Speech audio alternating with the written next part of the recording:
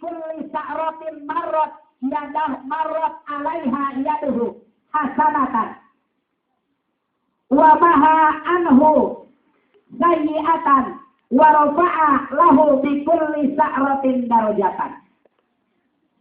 Pak, biar nanti kita nyantunin yatim diusap palanya, Pak Dokter. Usap palanya, rogok kantongnya, ditap palanya, ada duit, ambil we udah. Juga begitu maksudnya. Tapi kata Nabi nih Pak Bu, jadi orang yang mengusap kepala anak yatim dan mengusapnya ini karena cinta dan kasih sayang terhadap anak yatim tersebut.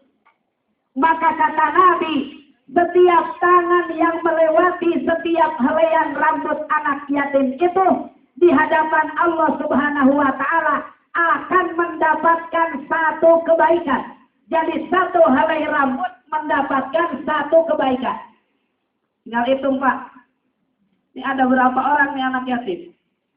Jumlahin tuh rambutnya Pak Dokter. Ada berapa puluh ribu? Satu yatim Pak ada 1000 rambutnya. Ada nggak Bu? Lebih ya.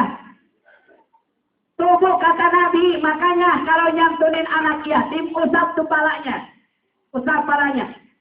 Setiap tangan kita yang melewati helaian rambut anak yatim, maka kata Nabi satu helainya itu ternyata mendapatkan satu kebaikan di hadapan Allah Subhanahu wa Ta'ala. Enggak cuma cukup di situ. Bahkan satu helai rambut anak yatim itu ternyata kata Rasul, wa maha anhu bi kulli sa'ratin hasayyi'atan. Dan setiap satu helai rambut anak yatim yang diusap oleh orang yang menyantuni, maka ternyata orang yang menyantuni ini dan yang mengusap kepala dan rambut anak yatim itu dosanya setiap satu helai rambutnya akan diampuni oleh Allah Subhanahu wa Ta'ala. Amin ya Rabbal. Mau nggak Bu dosa kita dimaafkan sama Allah?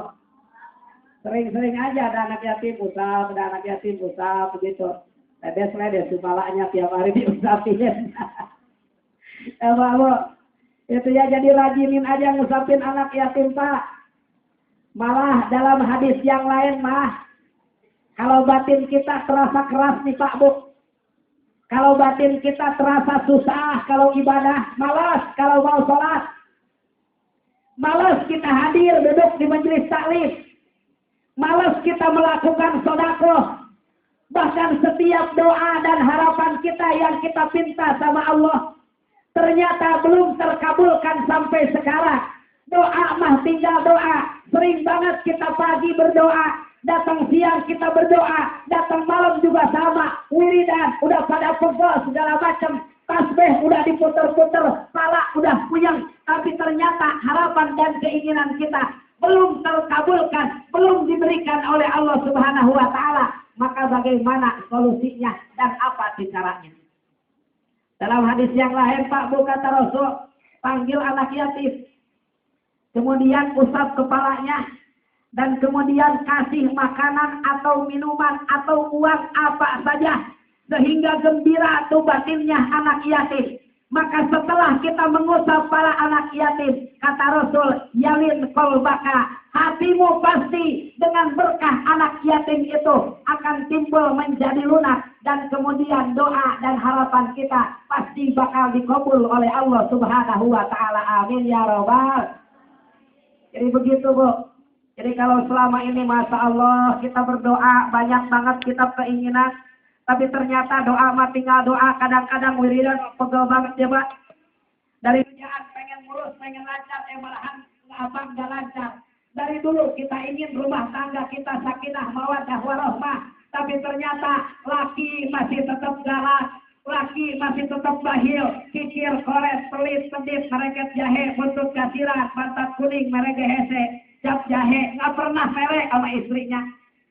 Nah gimana tuh caranya? Maka kata Rasul, tuh usap kepala anak yatim.